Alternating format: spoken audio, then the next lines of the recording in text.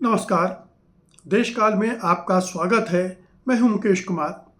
दोस्तों, हम बार बार देख रहे हैं और बार बार अंडरलाइन भी कर रहे हैं कि मोदी सरकार, प्रधानमंत्री मोदी पिछली सरकारों की जो उपलब्धियां हैं, जो उनकी योजनाएं हैं और उनसे हिंदुस्तान जो कुछ भी हासिल कर रहा है उसको वो हड़पना चाहते हैं, उसको अपना बताते हैं, इस तरह से पेश करते हैं कि ये जो सारी चीज़ें अब हासिल हो रही हैं देश को, या देश उनसे कुछ हासिल कर पा रहा है, वो सब उन्हीं की वजह से हो रहा है।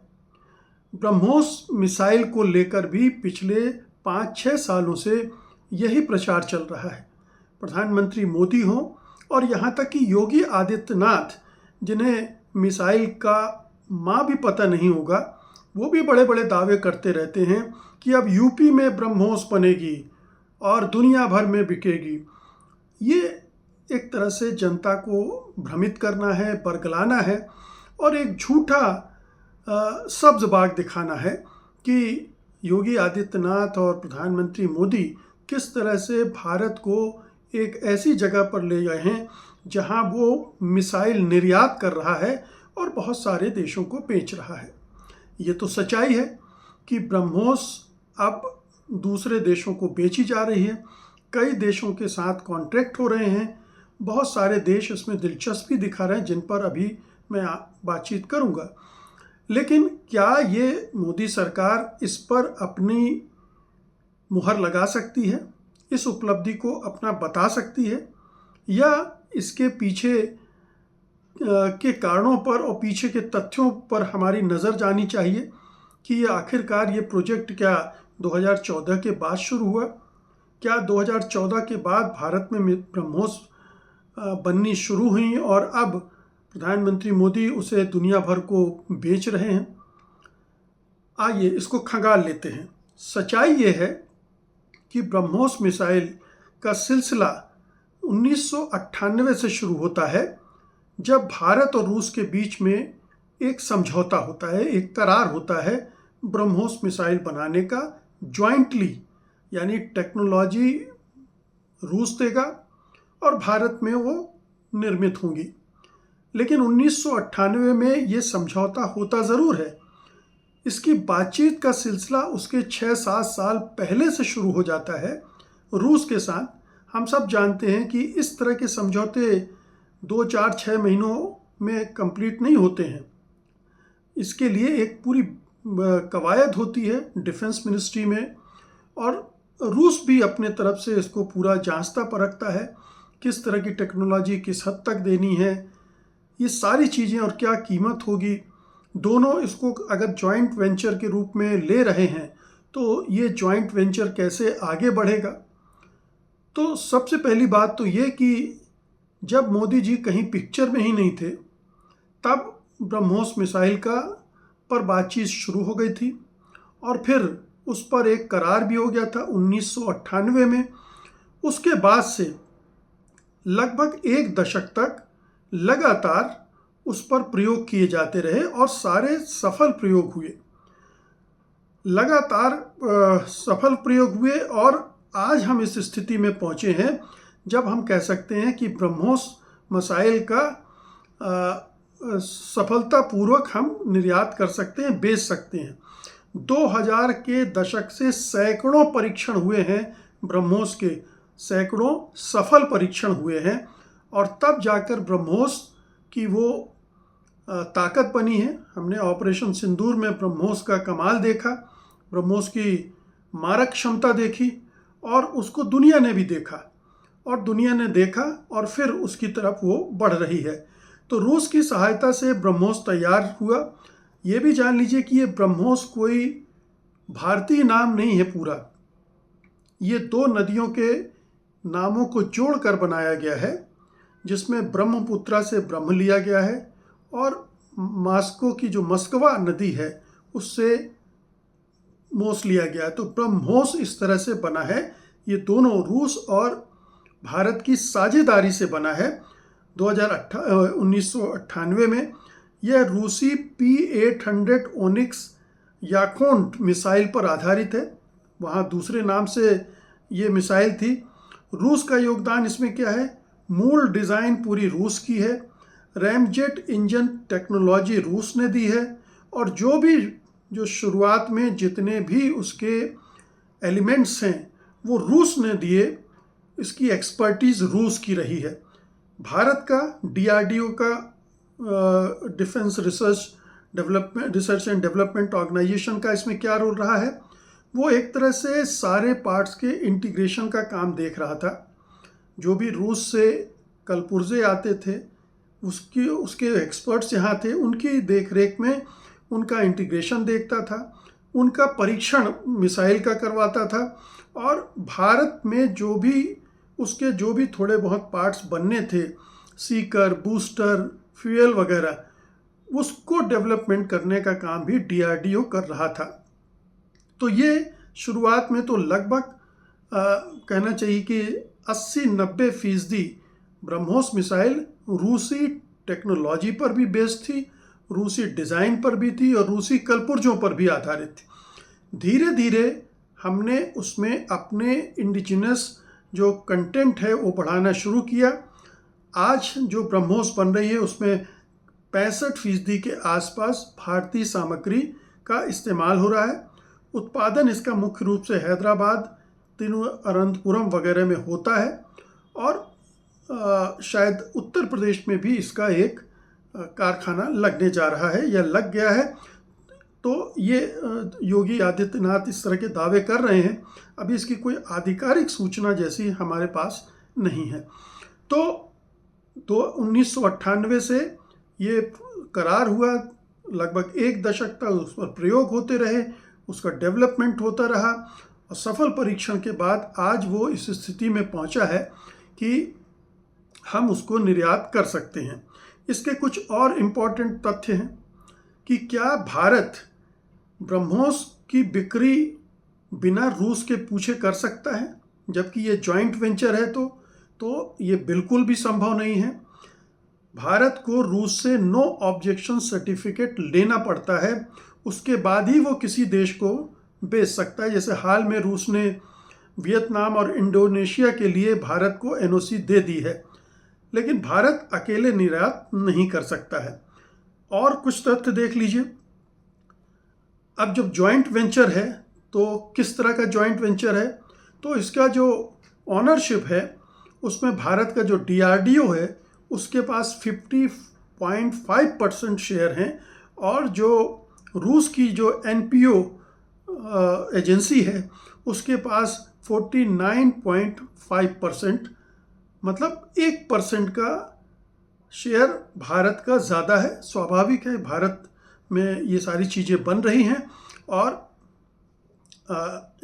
इसकी वजह से भारत को ज़्यादा हिस्सेदारी दी गई है। निर्यात से जो भी रेवेन्यू मिल रहा है उसका बड़ा हिस्सा अभी भी R&D में ही लगाया जाता है। ये दोनों देशों के बीच के सहमति से ही हो रहा है।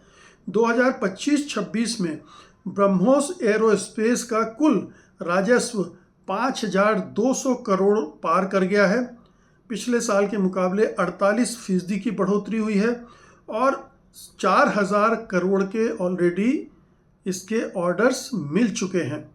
तो जो भी इसमें प्रॉफिट होता है, दोनों में जो अरेंजमेंट है उसके हिसाब से बंटता है, लेकिन निर्यात से होने वाली जो ज़्यादातर इनकम है वो मिसाइल डेवलपमेंट पर ही खर्च की जा रही है। तो इससे ये पता चल जाता है कि भारत अकेले कुछ नहीं कर सकता है, ना वो अकेले ब्रह्मोस बना रहा है, ना अकेले बेच सकता है, ना अकेले उससे होने वाला पूरा मुनाफा अपनी पॉकेट में रख सकता है। अब जाहिर है कि ये हमारे लिए प्राइड की बात है, गर्व की बात है कि भारत इस तरह की चीज़ें बनाने में सक्षम हो गया है, जिसके लिए एक अंतर्राष्ट्रीय बाज़ार खुला हुआ है और उसकी डिमांड भी है। तो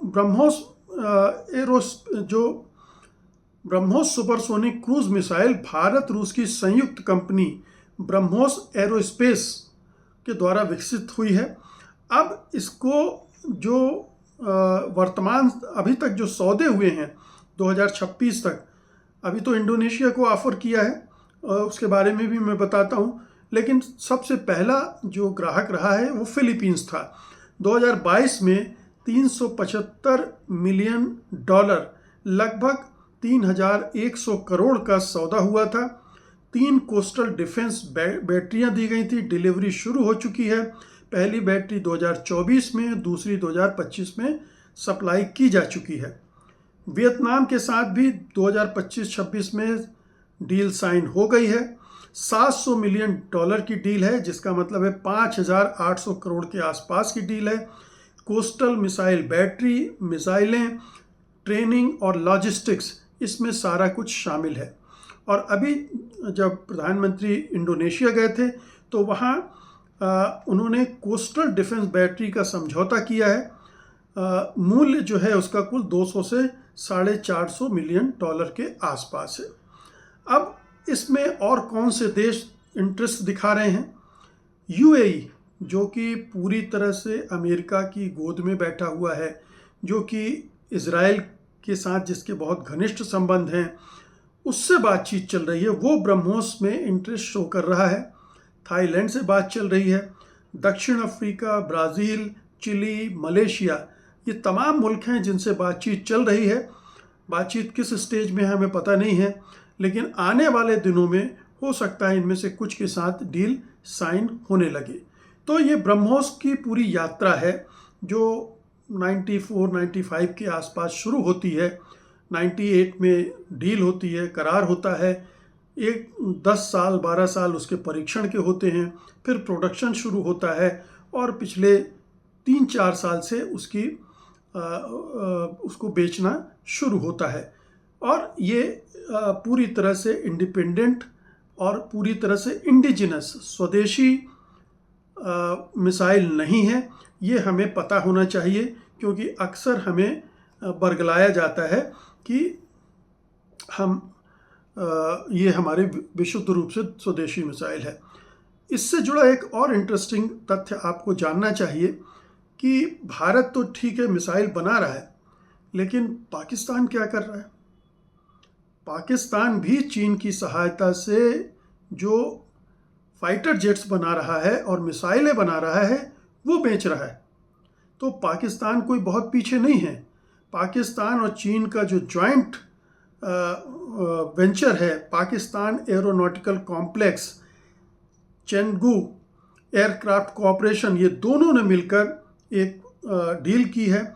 पाकिस्तान ये जो JF-17 थंडर फाइटर जेट है, उसका उत्पादन ये दोनों मिलकर कर रहे हैं। 58% इसका उत्पादन पाकिस्तान में हो रहा है। अब ये देखिए, JF-17 थंडर का इस्तेमाल पाकिस्तान ने इस ऑपरेशन सिंदूर के दौरान किया था और काफ़ी सफलतापूर्वक किया था, इसलिए वो बैटल टेस्टेड है और दूसरे देशों की दिलचस्पी हो गई है। इसके अलावा चीन की जो मिसाइलें हैं, PL-12, C-802 आदि भी पाकिस्तान इस्तेमाल करता है, लेकिन जो मुख्य निर्यात पर जोर है वो JF-17 जेट और ट्रेनर एयरक्राफ्ट सुपर मुशाक पर है। इन पर विशेष जोर दिया जा रहा है। निर्यात म्यांमार, नाइजीरिया, अजरबैजान से सौदे हुए हैं और बातचीत चल रही है लीबिया से $4 बिलियन के, बड़ी डील है $4 बिलियन।